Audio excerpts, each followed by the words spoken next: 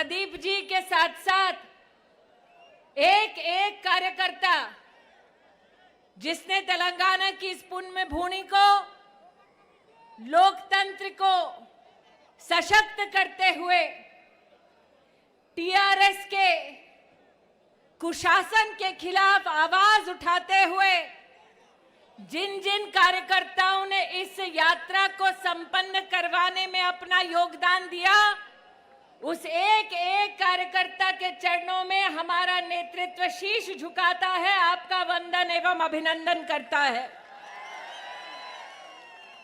इस मंच से निश्चित रूप से प्रश्न करना चाहूंगी। नीलू निधलू नियमकलू का संकल्प लिए तेलंगाना राज्य का निर्माण करना, ये सपना हर नागरिक का था। पानी, प्रदेश को चलाने के लिए पर्याप्त मात्रा में फंड्स और नौजवानों के लिए नौकरी, ये स्वप्न लेकर तेलंगाना का एक एक नागरिक अपने घर परिवारों को संग लिए प्रदेश की सरकार की ओर तकतकी लगाए बैठा था। लेकिन आज प्रदेश की जनता नीलू को लेकर संघर्ष कर रही है। निधलू मिलता है तो सिर्फ केसीआर के परिवार के पास मिलता है, और नियमकलू अगर नौकरी अगर किसी के पास है तो मात्र उनके पास है जो टीआरएस की चाकरी करते हैं, तेलंगाना की सेवा नहीं करते। आज आपके मध्य में प्रदेश अध्यक्ष के साथ ये कहने आई हूं, भारतीय जनता पार्टी का राष्ट्रीय नेतृत्व माननीय प्रधानमंत्री नरेंद्र भाई मोदी का अभिवादन करता है कि जो 70 साल में देश में विकास की दृष्टि से संभव ना हो सका, वो नरेंद्र मोदी के नेतृत्व में भारतीय जनता पार्टी की सरकार ने देश में तेलंगाना में कर दिखाया है। रामागुंडम फर्टिलाइजर प्लांट 1999 से बंद पड़ा था, संघर्षों का सामना कर रहा था, लेकिन नरेंद्र मोदी ने 7 अगस्त 2016 में यह निर्णय लिया कि रामागुंडम फर्टिलाइजर प्लांट को शुरू करके तेलंगाना के किसानों को सालाना 12 लाख मेट्रिक टन यूरिया की पूर्ति की जाएगी। 1999 से संघर्ष चला और आज हमें खुशी है कि प्रधानमंत्री जी के निर्णय के बाद ये पूरा का पूरा प्लांट रिवाइवल के पथ पर चल पड़ा।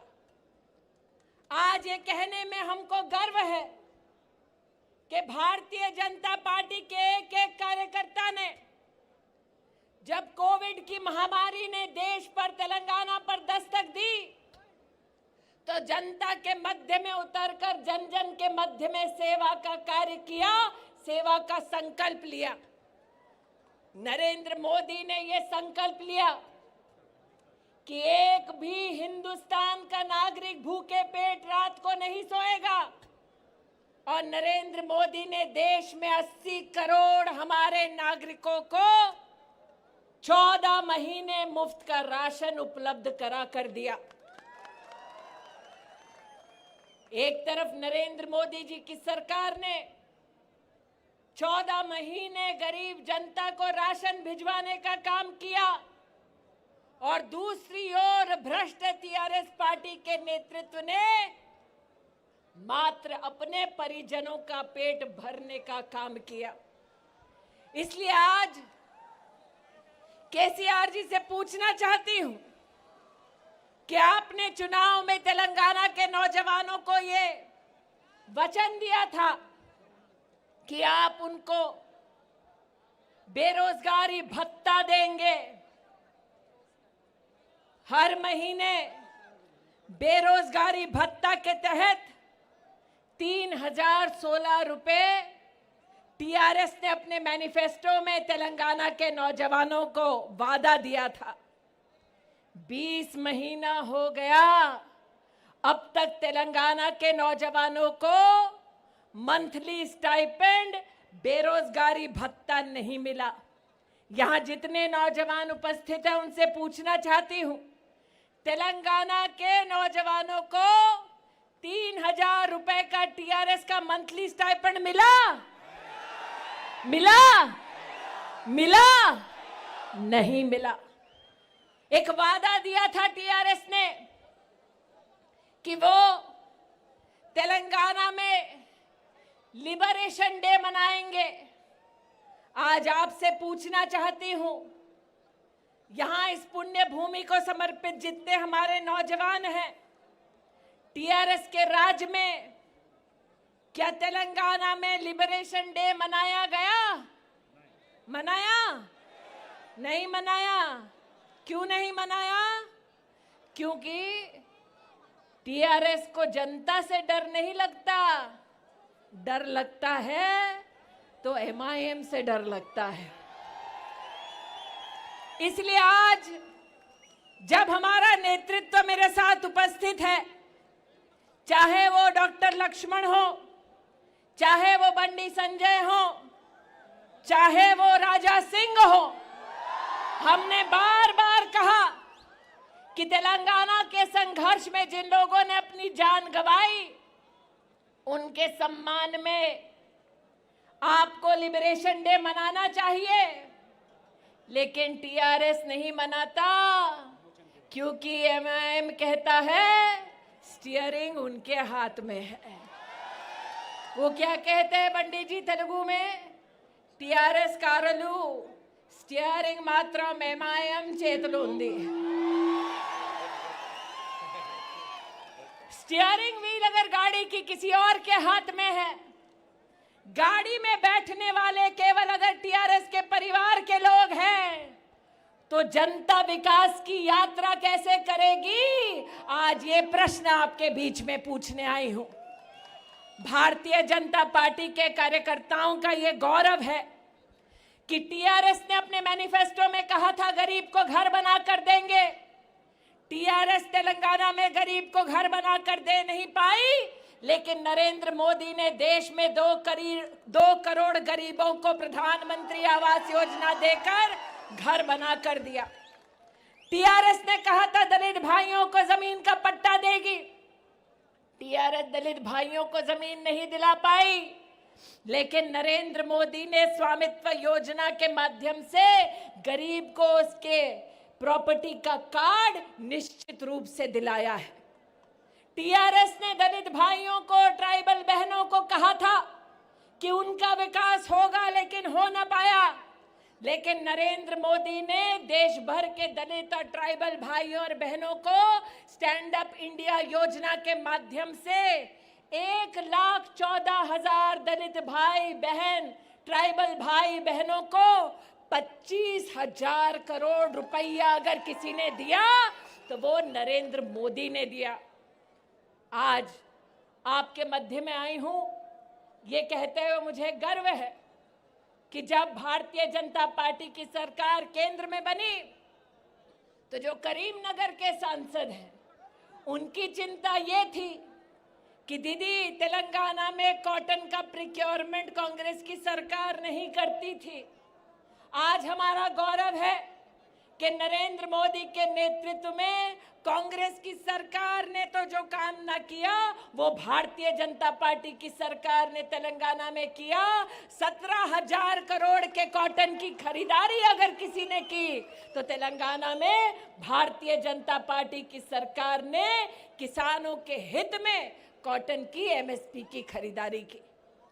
लेकिन संजय जी मुझसे बोल रहे थे कि दीदी एक तरफ प्रधानमंत्री नरेंद्र मोदी ने 22 करोड़ किसानों को सॉइल हेल्थ कार्ड दिया, एक तरफ प्रधानमंत्री नरेंद्र मोदी ने देश में 14 करोड़ किसानों को किसान सम्मान निधि के तहत बैंक के खाते में 1 लाख करोड़ रुपया से ज्यादा पैसा दिया।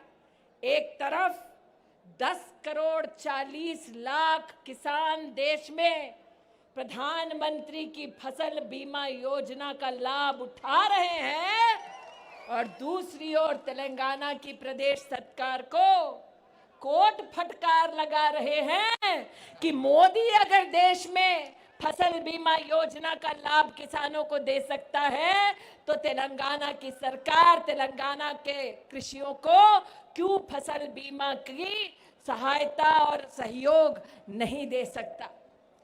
नरेंद्र मोदी का संकल्प है, भारतीय जनता पार्टी का संकल्प है नौजवान को सशक्त करना, किसान को सहयोग देना, महिला को सम्मान देना।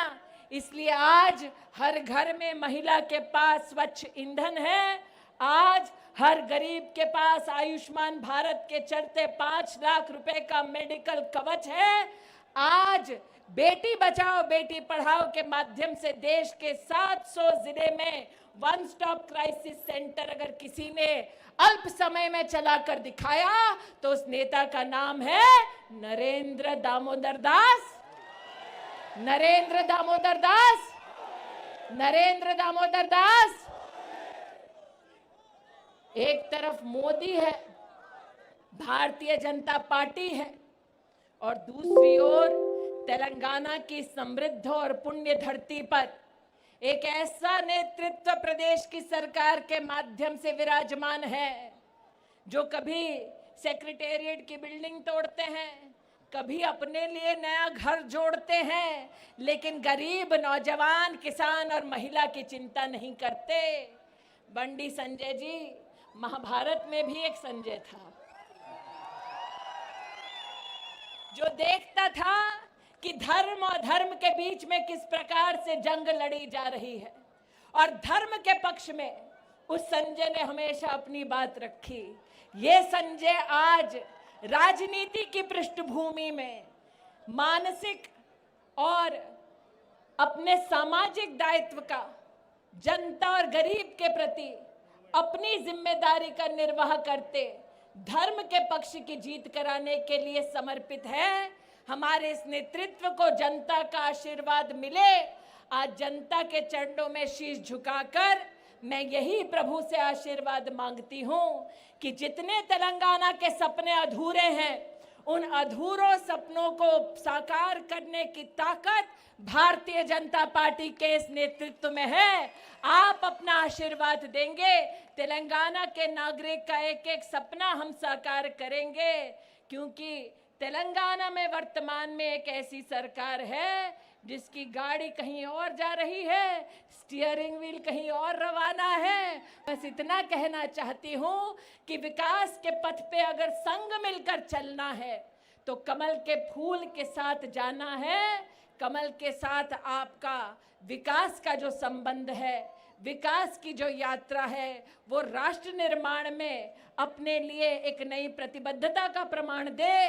आज यही अभिलाषा व्यक्त करते हुए यात्रा के पहले चरण की सफल संपन्नता के लिए बंडी संजय जी आपको हमारे राष्ट्रीय अध्यक्ष जगत प्रकाश नड्डा जी की ओर से बहुत बहुत अभिनंदन देती हूँ। जय तेलंगाना, जय जय तेलंगाना।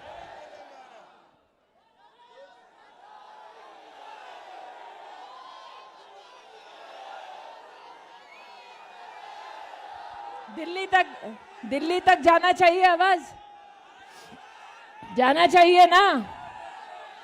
तो बोलो जय तेलंगाना, जय जय तेलंगाना, बोलो जय श्री राम, जय तेलंगाना, बोलो भारत